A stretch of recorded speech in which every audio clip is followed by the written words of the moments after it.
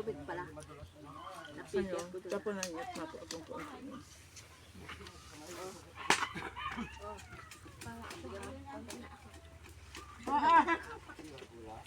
Ang init Malaki ate, din ano? Malaki din pala eh. Kaya mga pag-abinta ba tigkuhin na. Luto. Mahal talaga.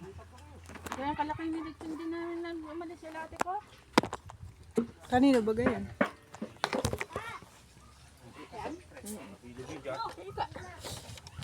Yung nandyan? Patad yung katatay mo.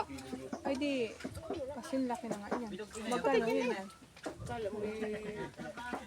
Mura pa nga ni 25 yan kasi nila yung Tatlo yung binigay kay Juan. Kaya la Alex. Yan, inahin nila. Alaga nila. Saan yung alaga mo na oh? unting-unti niyan. Ayop. Yan yung bisita Yung mo. kapatid niya na inilit na. Isa na yun nandun. Madaling kainin. Pag napag...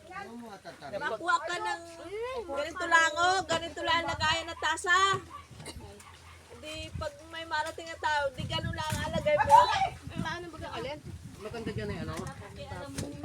Baka maganda ulit yun. Ganun kay Ate Hanilin ay ano. Ang daming ang yaya. Ang daming hindi rin nagkain. Dito, alagay mo lang. Pan-display lang ka mo yan.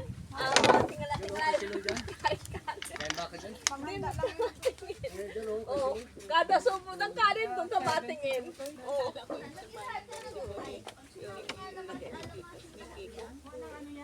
Pinigyan pa si nanay yung nandun lang nakataas sa garin. Sabi niya, no?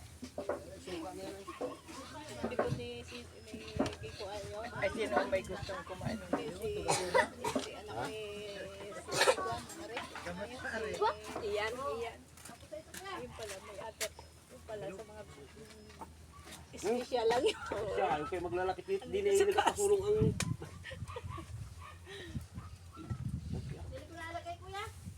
Diyan yung kaliit, ano? Ay, hindi lang. 5,000 yung pagluto. Oh. Ay, asta.